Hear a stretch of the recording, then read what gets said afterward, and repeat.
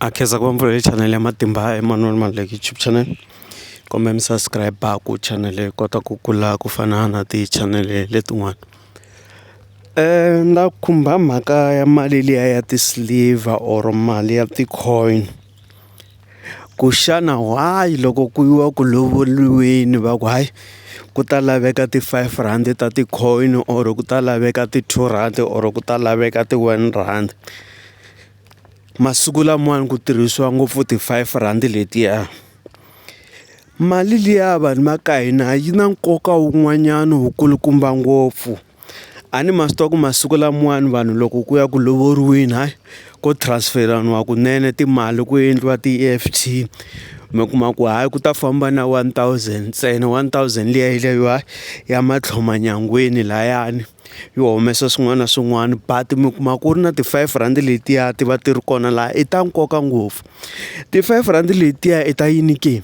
I ta ku loko nuna na nsati va lovelanini ku nghena nsuku na silivhere evukatini bya vona or aka ndyangu wa vona, ndlala yi nga ngheni, ku tirhiwa, ku va na swilo swa kahle aka vona. That's why na loko mo languta loko no yisanyana hala mi langutana loko mi ya tin'angeni to karhi or ka vaporofita vo karhi va ta fika va mi byela ku hayi humesani mali ya silivhere or humesani mali ya suku. Mara ngopfungopfu ku tirhisiwa ngopfu liya ya suku liya. Ma twisisa mali liya hi yona yi endla ku yi endlaku ku ri swikolo swi kota ku famba kahle, swilo swi kota ku hlangana. Se hala ka rirhandzu swilo leswiya swi endla ku vanhu lava va endla yini va tshama hi ku twanana, swilo swa vona swi tshama swi ri kahle, swi kha swi vangama, swi tshama swi kha swi nyoxa. Ivi mi kuma ku ma langutana loko mo ya ka tindhawu to karhi, loko mi ya ka tindhawu to karhi ivi i fika i vhakela munhu wo karhi wa xinuna, ivi i fika i kuma ku sesi luya loko a vhakini laha jaratini laha or kwalaho nga ta tshame kona or a ron'wini a ku hayi ni nyiki nyana 5 rand.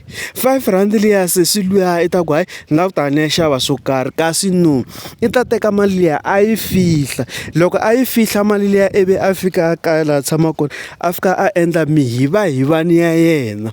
Mihivahivani ya yena hi leyo endli okay munhu loyiwani ni nyike silivhere leyiwani, i nge silivhere leyiwani ni yi vulavulela na mikwembu ya ka hina kumbe ni khongela ku okay munhu loyiwani a tshama a kha a ni nyika, a tshama a kha a ni nyika mali.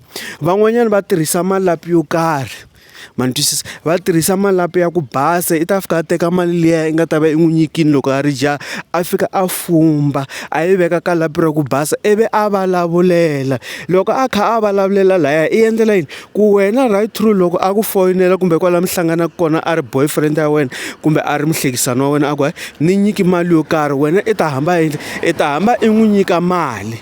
Ma twisisa, mali liya i ta va a yi fumbile a yi veke ka ndhawu yo karhi.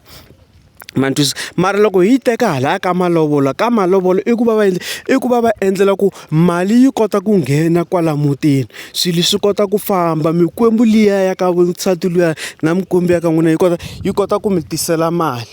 Ma twisisa, loko swi ta hala a swi weli ka vuloyi. Ma twisisa, mara loko swi ta ka leswiwani swi vulaka swo munhu a fika a ti kombisa 5 rand ivi loko a fika a fika a teka 5 rand a ya endla mihivahivani ya yena i va a kha a ku tirha a kha a ku loya. Se mi va careful vo buti wa mina leswo loko va mi vhakela va teka ti-5 rand kwala tirhungwini ta n'wina n'wina mi ku hayi wo teka hi yo 15 rand ya leyi nga kwalano i ta vona ku i ta khandziya local, kumbe i teka 20 rand ya leyi ya masiliva i ta vona i ta khandziya local, leyin'wani ta ku hoxela loko i kha i famba hi ndlela kumbe ta endla ni ku dirowela or ni ta ku posa. Kasi swi kona swilo leswi a endlaku a teka ku mali liya a ya endla mihivahivani ya yena yo karhi leyi a fikaku a ku tirha hi yona ivi wena i tshama i kha i n'wi nyiketela mali. Ma vona, se loko va ta le malovolweni vanhu va ka ni liya mi nga ze va na stress hi yona yi lavekaka ngopfu ende ya boha loko ku tiva ku lovoriwa. Tisilivhere ta boha ku rirhandzu ri ta kota ku tiya, ku mi ta kota ku va aka tiyindlu mi xava